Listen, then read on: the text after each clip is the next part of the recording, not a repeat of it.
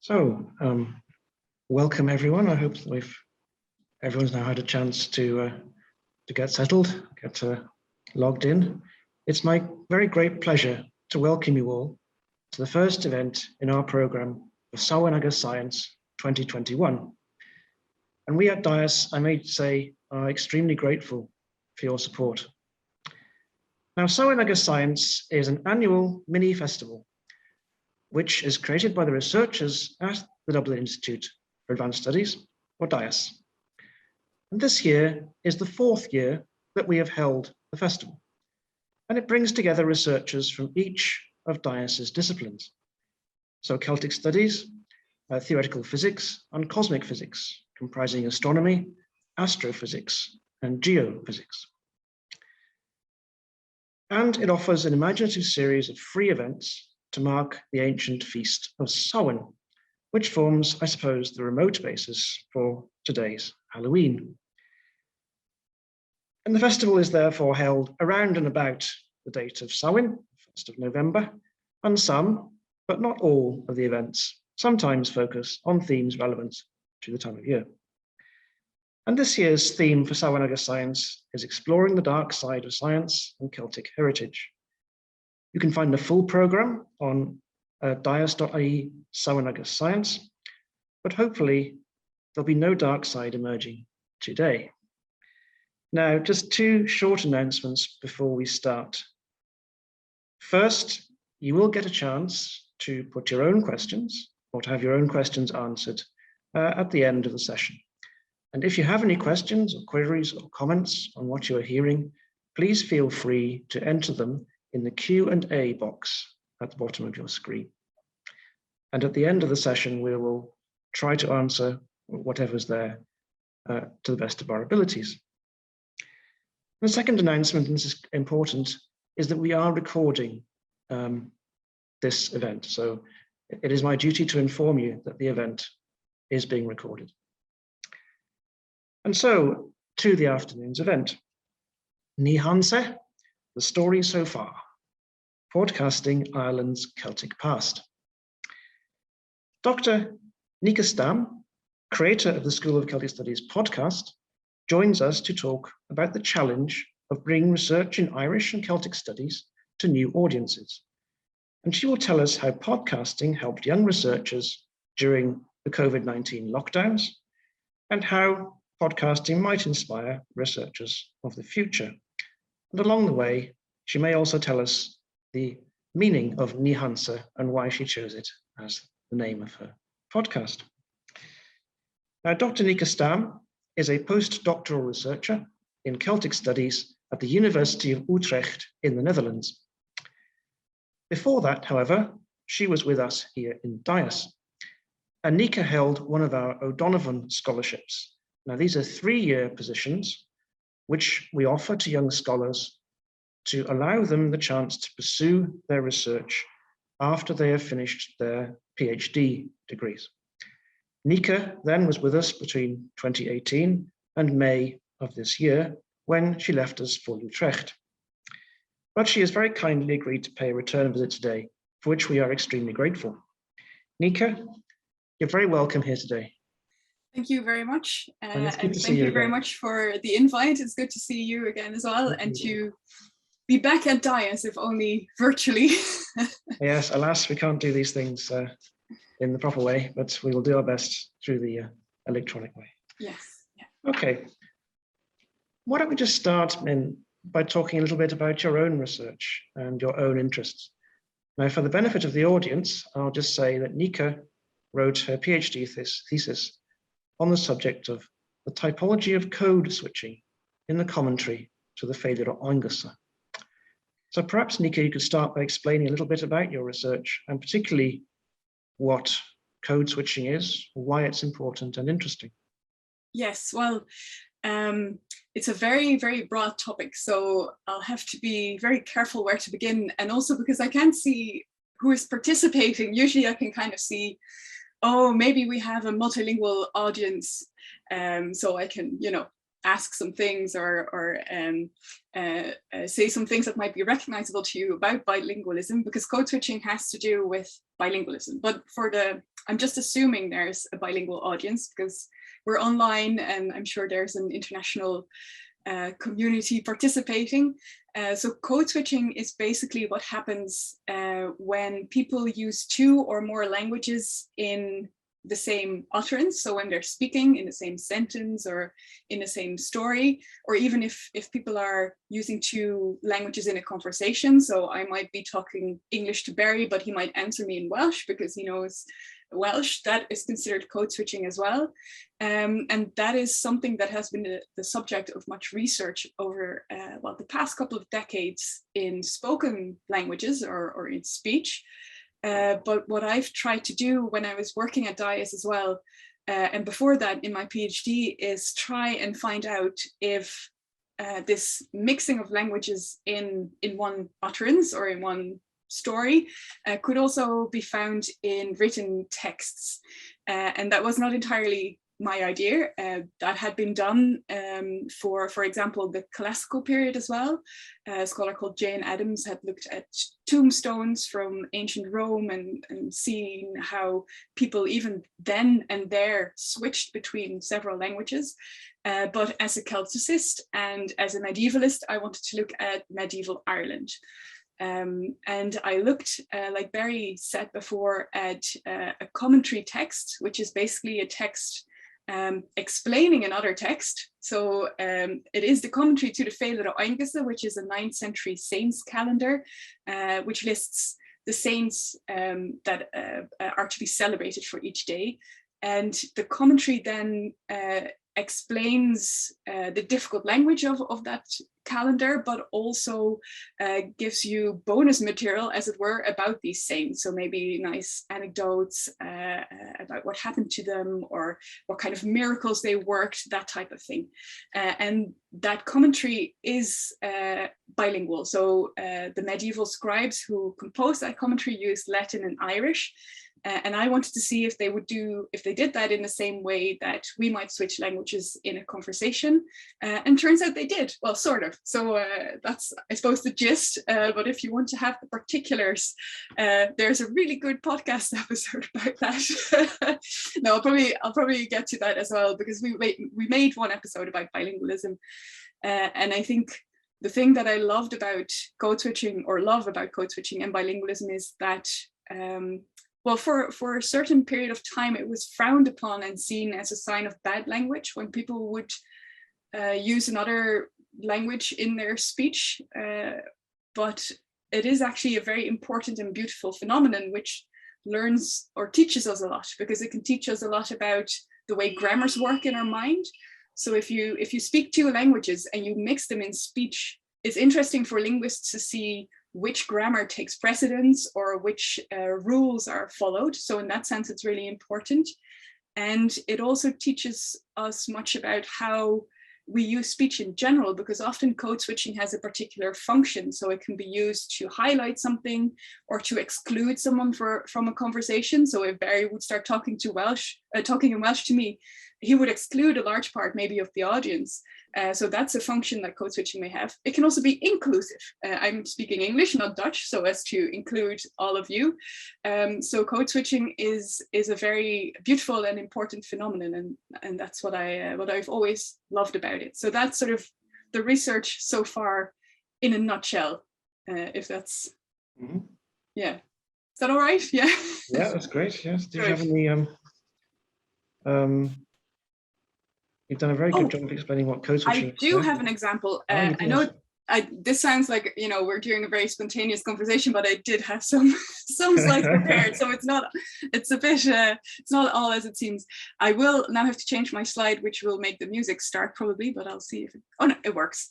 I have some modern examples here, which first started me on my research topic. So this is actually a commercial from Bus Éireann, which I saw years ago, which says "Get their good toppy" with Bus Éireann, which I thought was a lovely code switch. And it tells you a lot about Irish society. It tells you that it is assumed by the people in Bus Éireann that people will know enough Irish to understand good toppy, otherwise it's a useless commercial.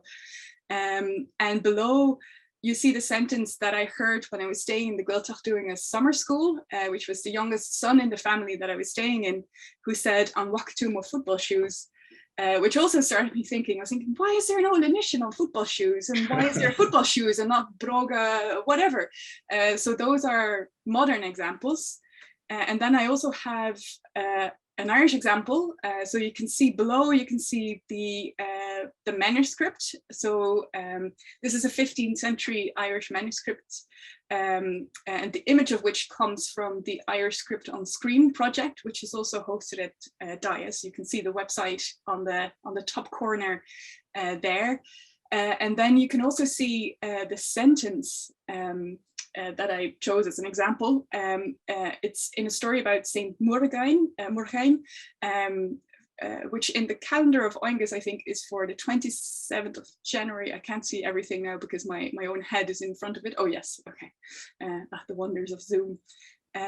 So you can see the Irish sentence, how it starts in Irish, and then how from sort of roughly halfway through, it just ends in Latin, where it goes et of or agus, naravid ei omnia quae acciderant in aquis, and she related all the things that had happened to her in the water.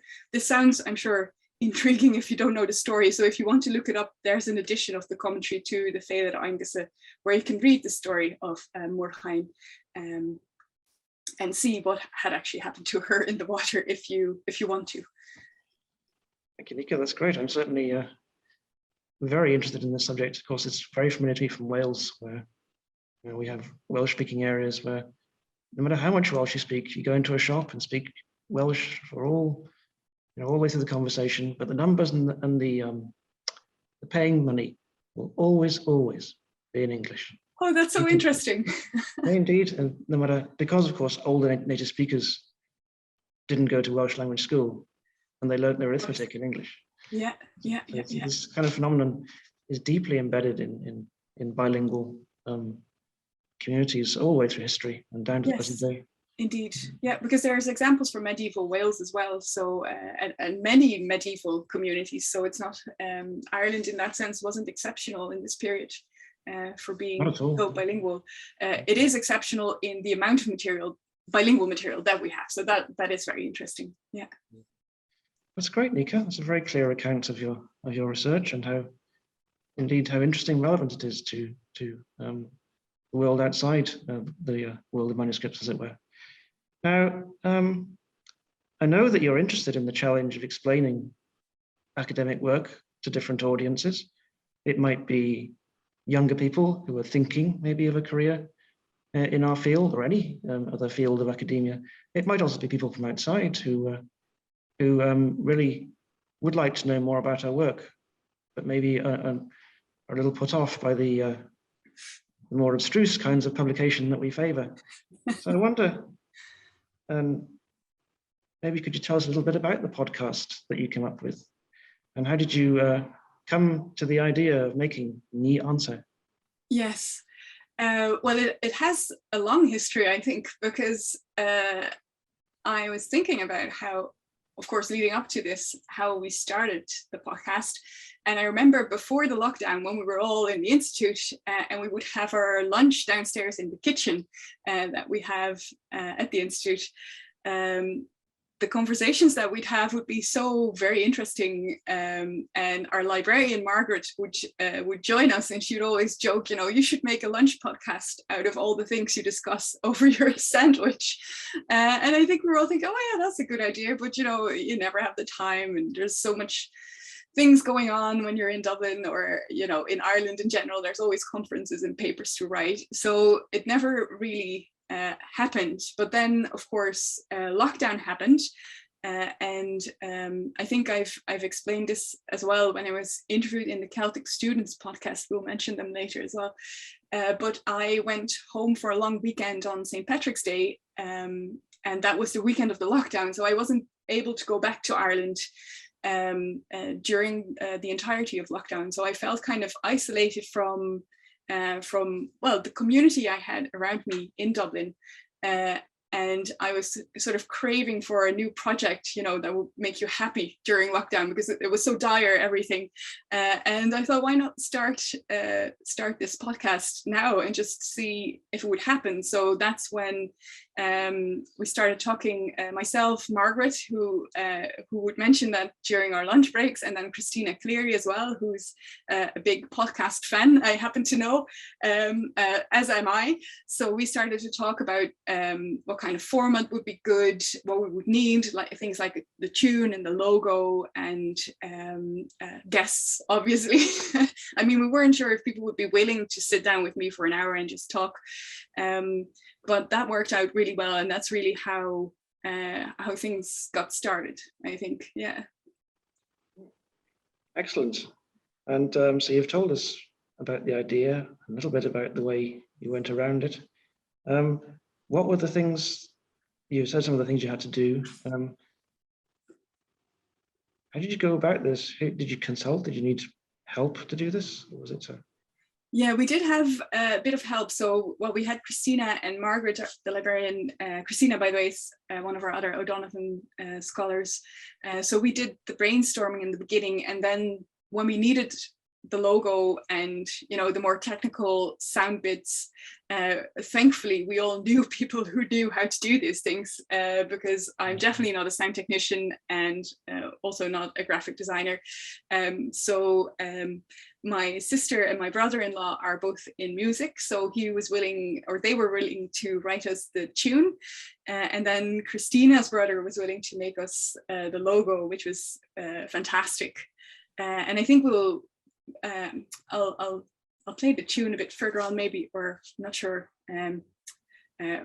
what the right time is for that. But for the tune, we thought it'd be really nice to have not just a tune, but also a link to the institute in it and to the type of work we do. So my brother-in-law in the tune inserted material that came from the GLORE project, which is also a DIAS project, which is basically recordings of Irish speakers from the 50s, which my colleague Andrea Palandri was working on at the time.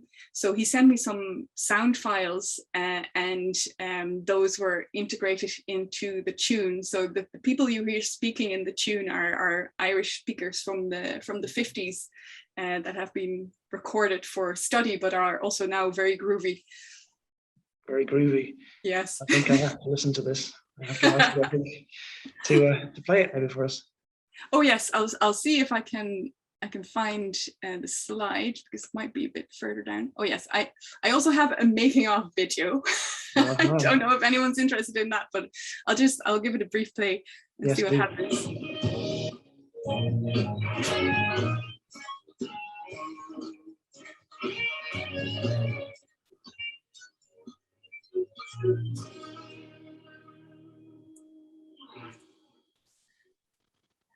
So that is the groove provided by my brother-in-law. I'll take your word for it that it's groovy.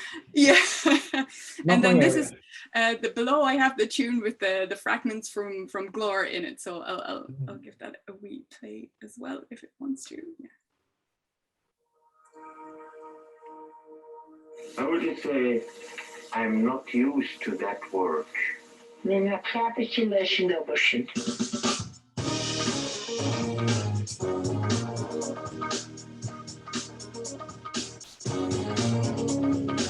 So, well, that's the beginning of the tune anyway. And we use them again in the outro. So yeah, fair play to those speakers from the 50s. If only they knew. I'm sure they would be delighted. Yeah, I hope so. So tell us then, I have to ask about the name. Yes. hAnsae. What's all that about? What's all that about? Well, it is medieval Irish. And it is actually a very common phrase in medieval Irish texts, because it was part of a didactic frame used by medieval Irish scholars to teach their students.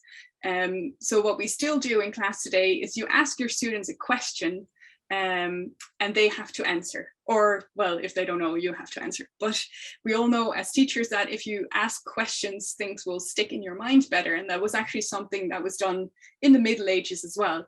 So in Irish texts, we also often find something starting on kecht, meaning question, which will then introduce to you a question or an interesting factoid, which is then followed by hAnsae, which literally means not difficult.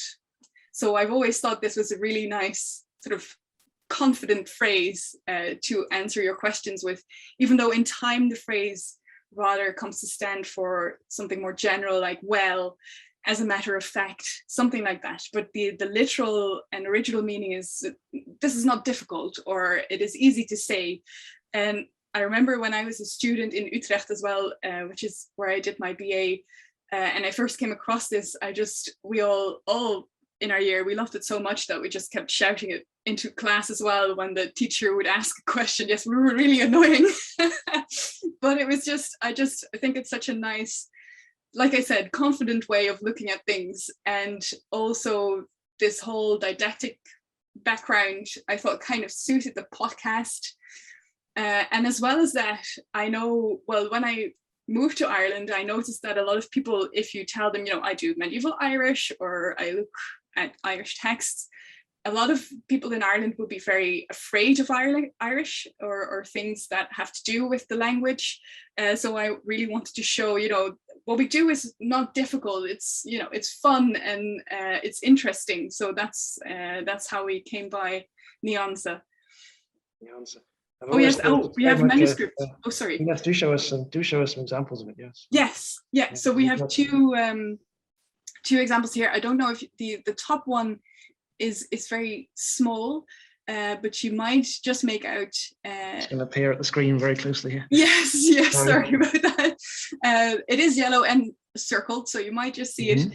And then the one below, you can see in the middle of the circle just has an N and an I with a stroke over it, which means that it is abbreviated. So it stands for the phrase hAnsae, but it was so common, this phrase, that the scribes would just write .ni, marker dot for hAnsae, because they would write it so often, and it would save you a lot of space on the parchment. Oh, indeed. I've often felt this was a teacher's phrase, it's not difficult, honest. Oh, maybe that's it. Perhaps unfounded optimism on the part Yeah, of well, yeah, that could be an additional layer to the use of hAnsae for the podcast. Really believe us. That's right. There's even actually one Old Welsh example of it.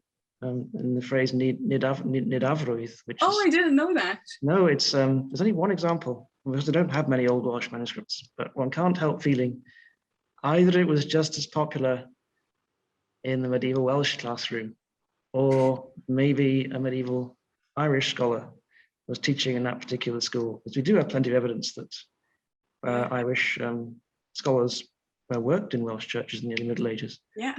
So it's a mystery. But it's certainly there once.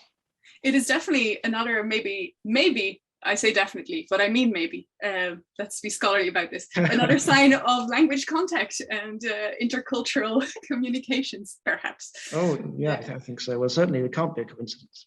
Yeah. What exactly lies behind it, I'm not sure. Or the Welsh just think that everything is really difficult. Is answer. But you'll be the judge of that, Barry. I couldn't say. So we've gone through the technical part and the name and the fun tune. Yeah. I suppose that brings us to actually getting down and getting the podcast started. So, what did you get out of the experience of doing these? Oh, I have a wonderful slide about that, which you will probably hate. Oh, sorry. Nope. Not more brother-in-law, we've seen you, that's all right. It will just stop automatically. Okay, so yes, as you can see, Barry is in here, as are a lot of my colleagues. What I got out of the experience was basically just sort of scholarly happy hour, I think, where I could just sit and chat to all my colleagues who I couldn't see because of lockdown, and we could just have a chat about research. And that was really, really, I don't know, it was really, I really enjoyed that. besides, of course, learning about everybody's research in more detail, because of course you would talk to each other in the hallways and you might get, you know, a paragraph about this, a paragraph about that, but really sitting down with your colleagues and talking about their stuff for an hour, there's no excuse for me to just stop you in the hallway and do that. So the podcast was a great excuse for me to talk to everyone. And you can see here, Christina was our first guinea pig. So I'm eternally grateful to her for that, where we were just, we were still playing around with all the gear, as you can see from the pictures. But yeah, that's I suppose what I get out of it. Yeah. Certainly, I can't help noticing that I'm the only one there who looks as though he's in a dentist waiting room. Yes. Everyone else looks really happy to be doing this. Yes, yes. I was very happy as well, by the way. Do with that what you will. Okay. When I'm facing an unexpected situation. Yes. It's not in any way a reflection on the podcast, which actually I personally, as a guest, also gained a surprising amount out of it, because it's been a long time since I thought about the questions you asked me, which were what got me into this subject and why I'm here and why I do this. Oh, that's lovely to hear. Yeah. Yeah, because these are questions that we ought really to be asking most days, most weeks at least, during our lives. But of course, the pressure of doing actual work and deadlines and so on and so forth mean that we don't. But I would just like to put on record that it was a very worthwhile experience, and I would encourage other future guests not to be as shy as I look in that picture. Definitely. That is great. Yeah, and also what I really liked is that we had this set format where I would ask questions in Old Irish, you know, quite general, and about, like Barry said, how you came to be a Celticist or a medievalist, and where you think your research was going. But during a conversation, things would just develop really nicely, and really random topics would come up, and I really love that in conversation. And everybody's sort of podcast became a different entity with a different atmosphere and different topics, and yeah, that was really nice to see. Your focus was very much on, I mean, the way you worked it was to focus on the individual as and to bring in the research as a profile of that individual, as it were. So you. Yes, yeah, definitely. Yeah. Also, because when I came to the institute from Utrecht University, where well, we're the only university in the Netherlands where Celtic Studies is being taught. So we were a very we're not tiny, but we're also not big. So when I came to Dublin and to the institute and to Ireland in general, it was like the Valhalla of Celticists. Like everybody was there, and there were so many other young scholars and postdocs and PhDs and early career researchers and I was so intrigued by everybody's research that I really wanted to showcase all the amazing stuff that was going on around me, as it were.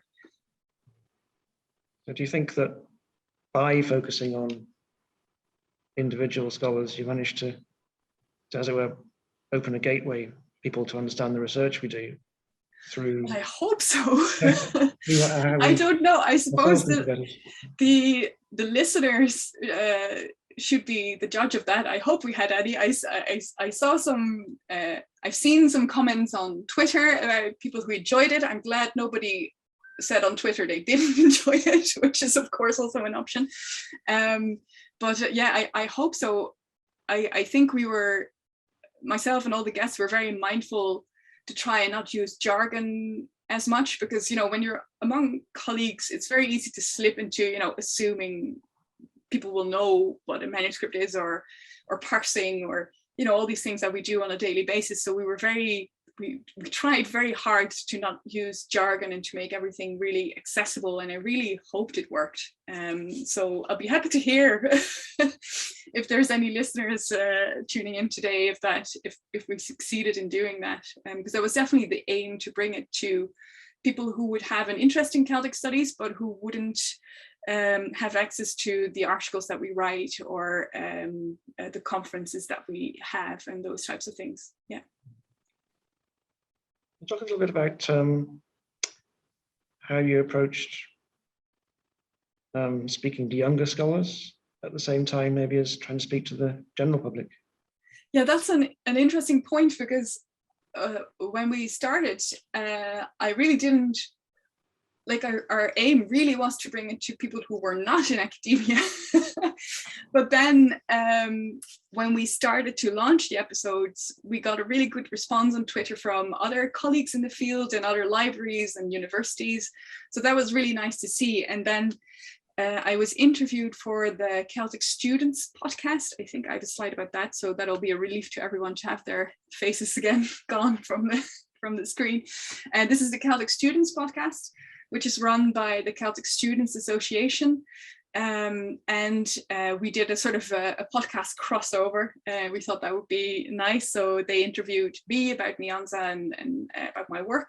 And that's when I sort of learned that a lot of people who would be with the Celtic Students Association really enjoyed the podcast as well as younger scholars and students, because it provided them with role models and a very sort of varied perspective on how to become an academic, I suppose, and how to do scholarly work, because everyone who was on the podcast had a different story of how they became an academic. So some of us just, did their BA, MA, PhD, O'Donovan scholarship, just, one straight line, but others had internships, study abroad, breaks in between, or, started out with no interest in Celtic studies. So yeah. We established that one in my interview. No one's looking at you, Barry, My confession is that I didn't actually even enjoy doing Welsh in school. That's what I say in the podcast. It took me quite a few years to come round to now being a professor of medieval Welsh, but we'll save that for the podcast. But you're right. Yeah. So if you're curious, listen to Barry's approach. Yeah. So I thought that was just wonderful to hear in that other podcast that actually students and other young scholars were actually taking something out of it as well. In terms of their, career development and ideas for their research. So yeah, I really enjoyed hearing that. Yeah. It's very good of you to show the competition. Yeah. No. We're a team. We're a team. We're all a team. We are all. Yeah. It's important to say we are all a team. Exactly. Across Celtic Studies, universities, and the humanities in general. Yeah. And that's an important principle that I think these podcasts underline.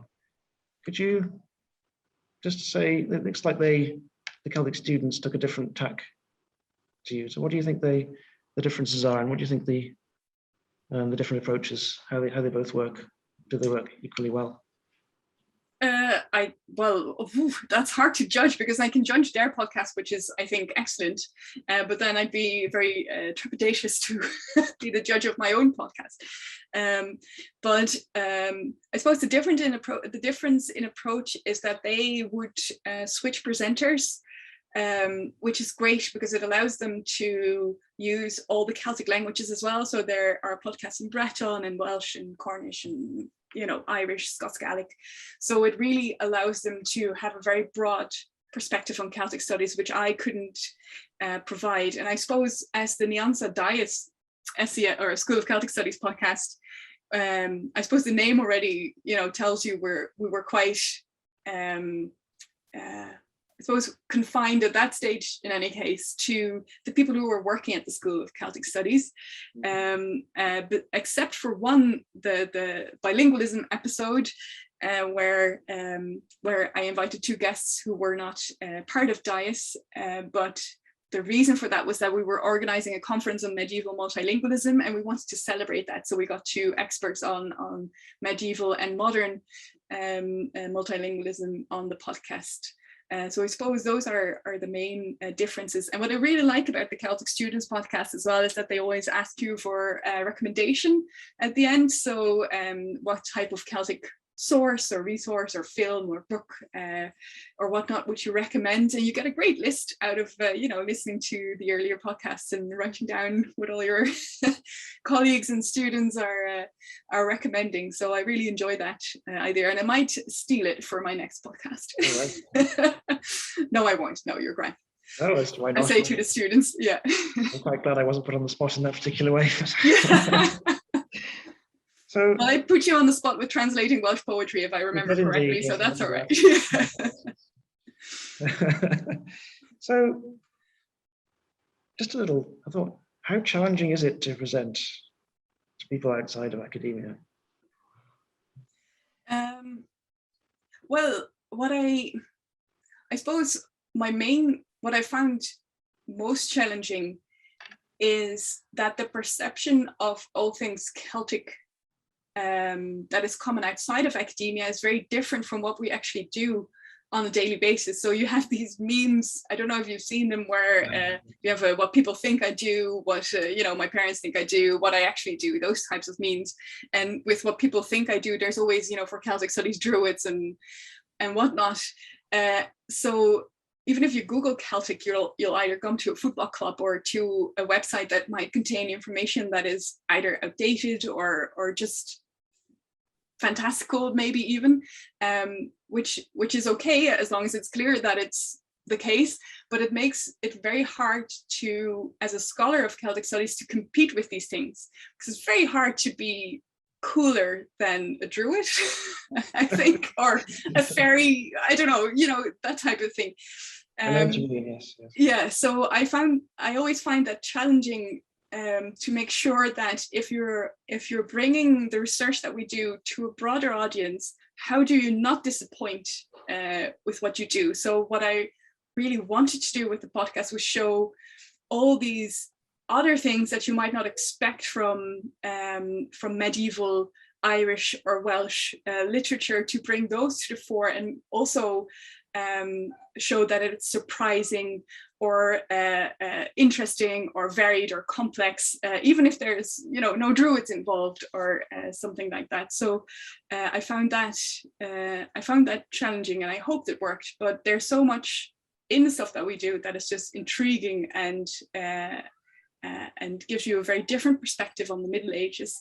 For example, the poem you read out about the pilgrim's wife who was very worried about his return, that just brings the humanity of that period to the fore, as well as the conversation I had with Miall Hoyne about Bardic poetry, where he told us about how Bardic poets would write the water would be as high, or I can't remember exactly, but the water would be as high as the swan's knees, and he went out to the canal to see if swans actually had knees. All these things that are just, you'd never think of these things when you think Celtic studies, but they're all there and they're all really interesting and really cool, I think. So I hope we got to, we didn't disappoint in that sense with the podcast.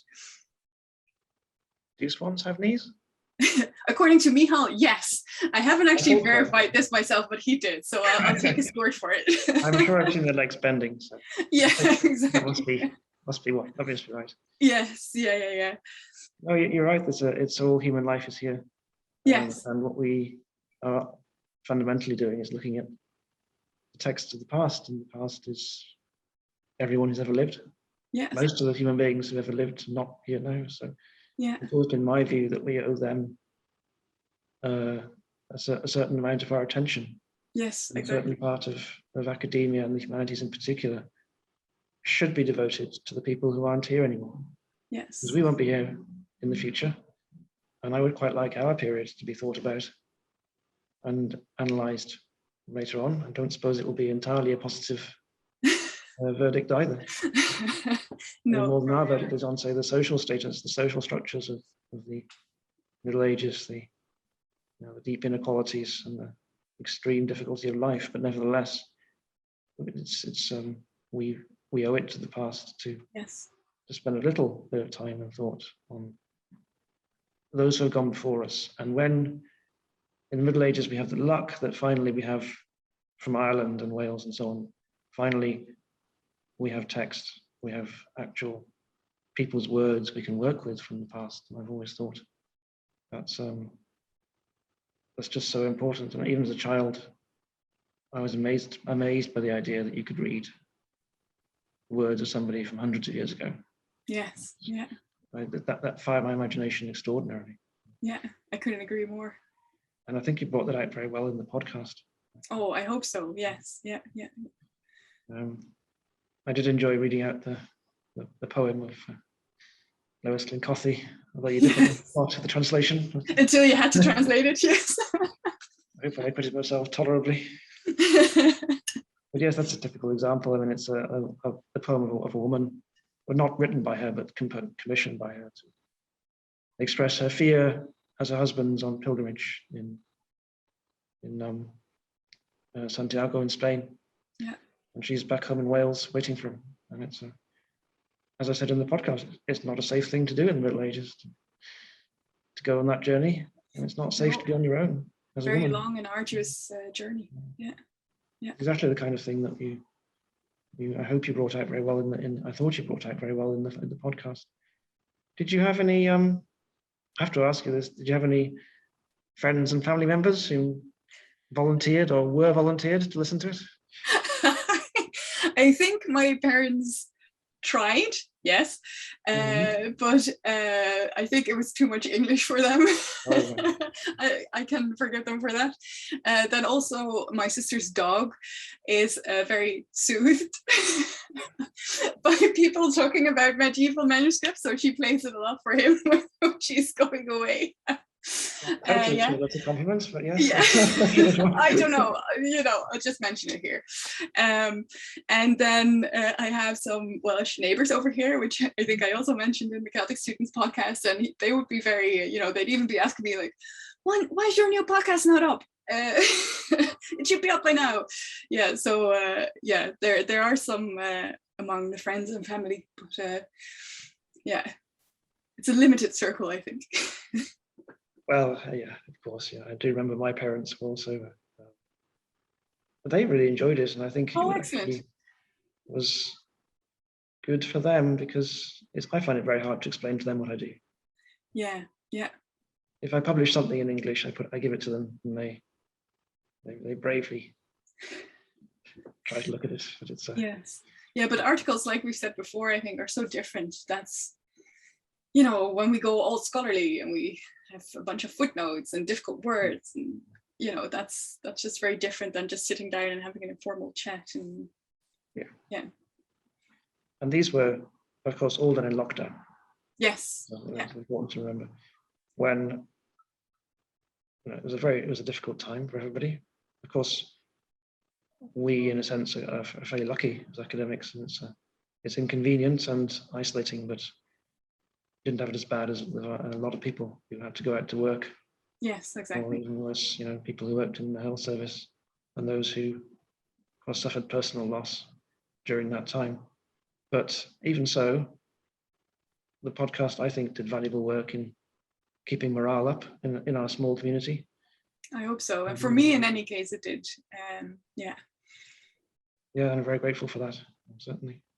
I enjoyed listening to them during the lockdown. Good. On your 2.5K walk. Yes, 100 circles around the block. Yeah. The advantage of these, of course, is you can take them on your phone and listen to them in the park, as I did. Yeah, who knows? There might be people listening now in the park. Or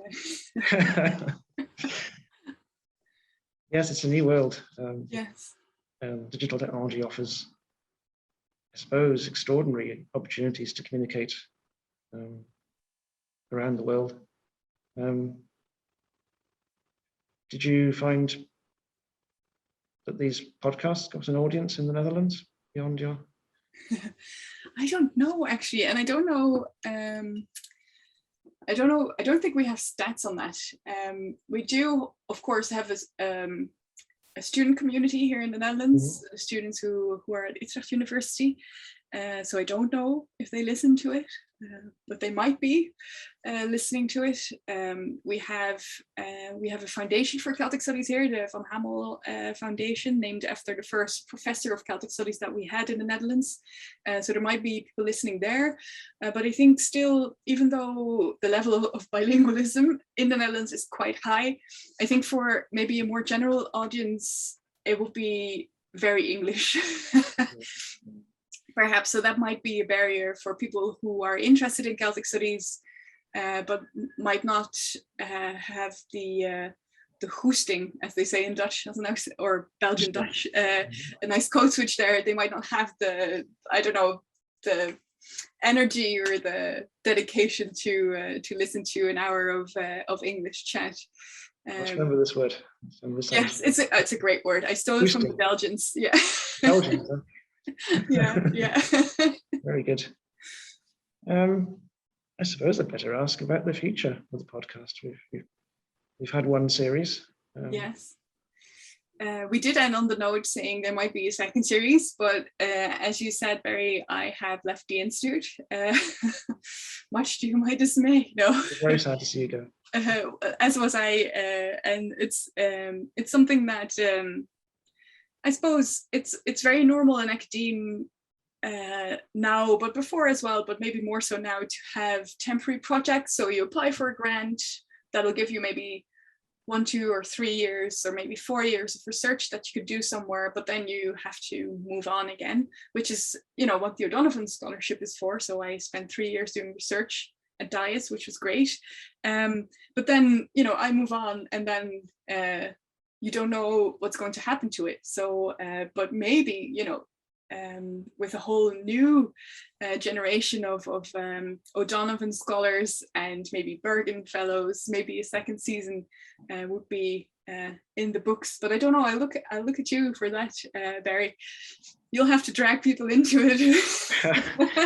This is true. Yes, and we would like to try to carry this on, but we'll have to look for, I suppose, someone to carry the baton, which you've carried so well so far, and for which we're extremely grateful. So if there's any volunteers in the audience today for presenting a podcast, raise your hand or send an email to Barry. Not something I guess is going to ask people to do if they wish to, or if anyone's interested in taking it on, certainly. Because I know there's new O'Donovan scholars, and there's an advertisement out at the moment for another O'Donovan scholarship. So there'll be lots of new research going on at the institute. So that'll be, that would be interesting new material, I'd say, for a second season. Indeed, we certainly have new people who need to be grilled. I wouldn't use the word grill, but yes. If I get grilled, everyone gets grilled. That's great. I have to ask you, did you have a favorite moment in doing this? Well, of course. Well, the politically correct answer would be they're all my favorites, and they are. Right. Yes, but I did have some fragments that I selected. I don't know if we have the time for them. I can't see the time here, so we've got 12 minutes. So if you want to play at least one, we'll see. Okay, I can play one, and maybe you can put the slide somewhere or something. So if people want, they can listen to the other ones.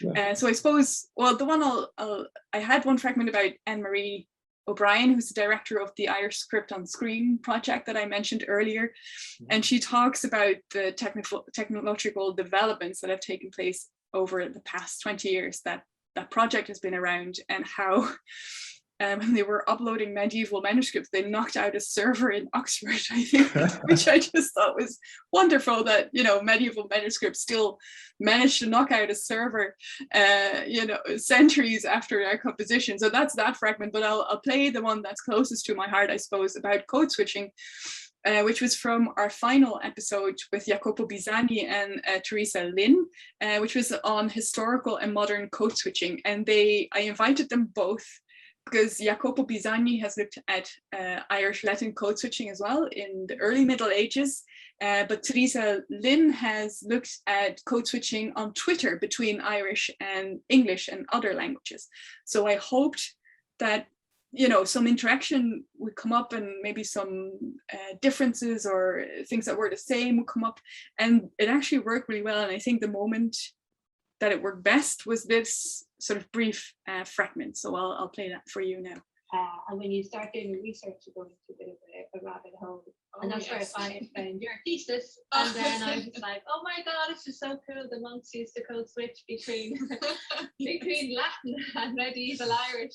Yeah. How brilliant is this? Because I think in the paper that Kevin and I published, we were trying to show that code switch is not a new invention. And a lot of people, understandably, they're protective of the language, but they can be very negative towards code switching and say that it pollutes the language, or it's a new thing that the new generation are bringing in that's going to damage it. Yeah. And to be able to point back and say, no, actually, this has happened in medieval ages in Ireland.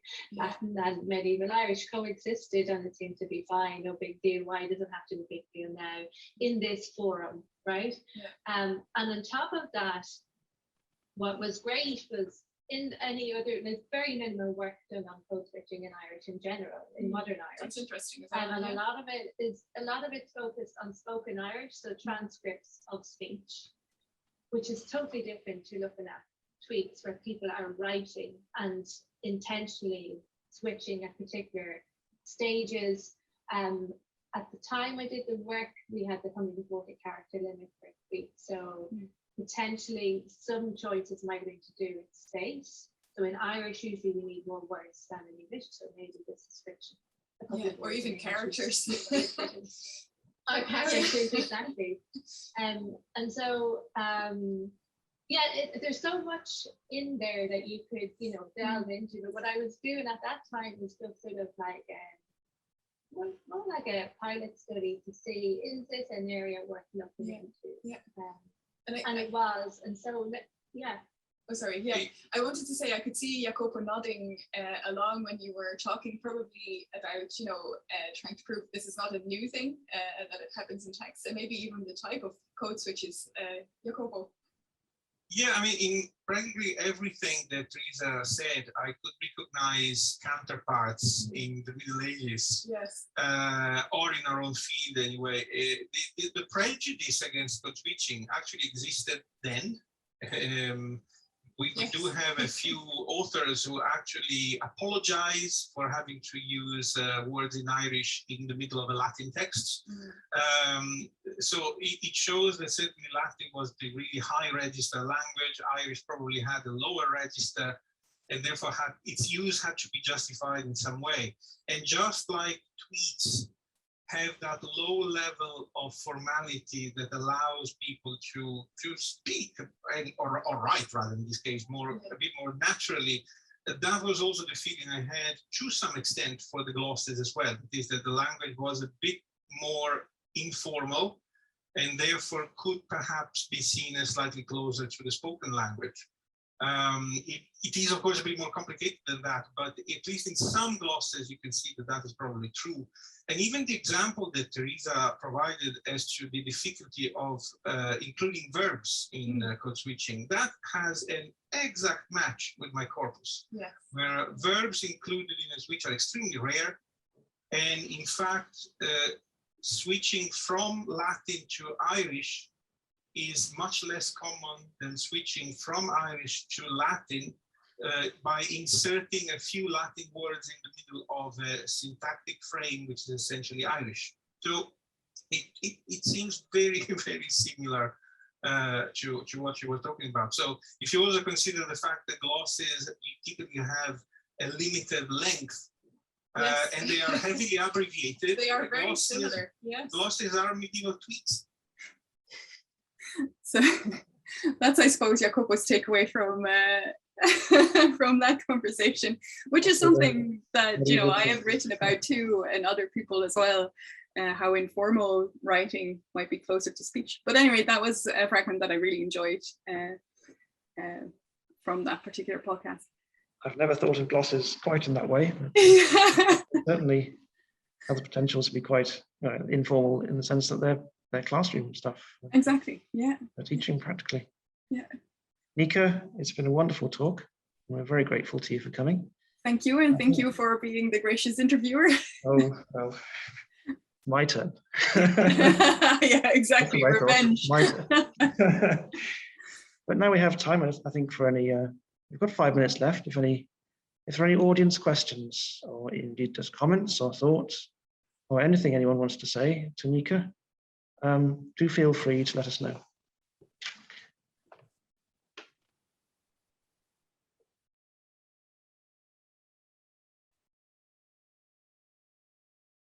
We're very quiet so far, but if there are no immediate audience questions, I'll just ask you, how technically difficult was this? It was all right.